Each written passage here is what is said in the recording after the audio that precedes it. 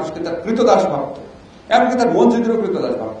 তারপর আপনার সীমান্ত কিলিং চিন্তা করতে পারেন, অবশ্যই অন্য আমলে সীমান্ত কিলিং হয়েছে, এত তো হয় নাই।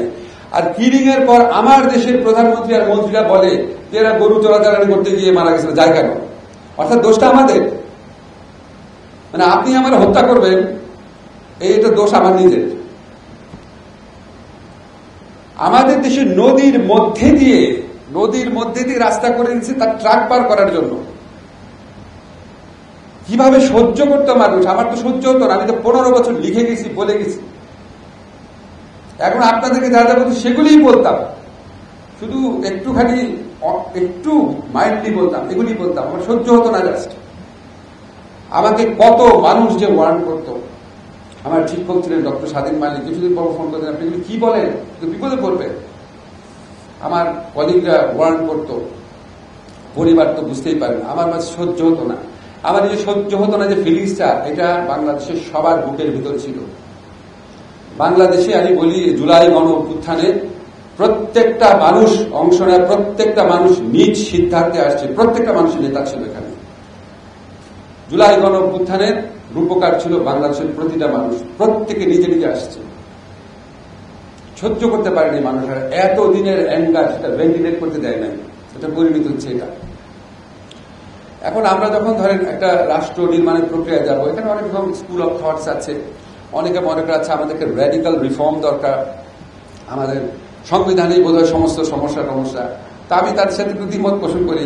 পৃথিবীতে সবচেয়ে সুন্দর সুন্দর সংবিধান যেগুলি আছে সেখানে জঘন্য রাষ্ট্র গঠিত হয়েছে। মালদ্বীপ is a prime example, Tunisia is a prime example. অসাধারণ কনস্টিটিউশন, ইন্ডিয়ার অসাধারণ কনস্টিটিউশন। চিন্তা করেন কিভাবে মানুষ মানুষকে হত্যা করে। সেদিন বললাম কি ব্ল্যাক ম্যাজিক, একটা লোকের সন্তান মারা গেছে জ্বরে, তো তার সন্দেহ হয়েছে অন্য একটা পরিবার ব্ল্যাক ম্যাজিক করে তার সন্তানকে মেরে ফেলছে জ্বরে। এই সন্দেহের বশবর্তী হয়ে ওই পরিবারের 6 জনকে তারা পুড়িয়ে মেরে ফেলেছে। আবার বললাম এটা নাকি ইন্ডিয়ার একটা বেশ পরিচিত একটা ফিচার। কি রাষ্ট্র গঠন করেছে দেখেন, আমরা শুধু একটা পাতলা ছোট্ট কনস্টিটিউশন, কিছুই নাই প্রায়। তা আমাদের এই কনসেপ্ট গুলো থেকে বের হতে হবে। আমাদের যত ভালো আইনই বানাই না কেন, আফ্রিকাতে দেখবেন পৃথিবীর যত ভালো ভালো এগ্রিমেন্ট আছে সবকিছু আফ্রিকা সাইন করে, সারাক্ষণই সাইন করে দেখি। তারপরে দেখবেন আফ্রিকার এনভায়রনমেন্টাল ল গুলা দেখেন, অসাধারণ এনভায়রনমেন্টাল ল। বাস দায়িত্ব শেষ। কেন করে? ডোনাররা যায়, টাকা পয়সা পায়, টাইম করে দিলাম। আমাদের দেশে এরকম একটা ট্রেন্ড ছিল।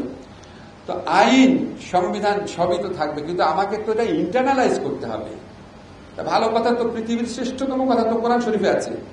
এই জন্য কি এই পৃথিবীর মানুষ হয়েছে? আমরা এমনকি যারা মুসলমান, যারা কি আসলে মুসলমান হয়েছি, তা আমাদের তো কোরআন শরীফ আছে। কি হয়েছে? আমার তো ইন্টারনালাইজ করতে হবে, বুঝতে হবে, আমার জীবন সংস্কৃতিতে ওই জিনিসটা আনতে হবে। এটা হচ্ছে 1 নম্বর জিনিস, যে আমরা যতই রাষ্ট্র নির্মাণের কথা বলি, আমাদেরকে আসলে নিজেরা ভালো হইতে হবে, নিজেদেরকে সংস্কার করতে হবে। আমাকে এই জিনিসগুলো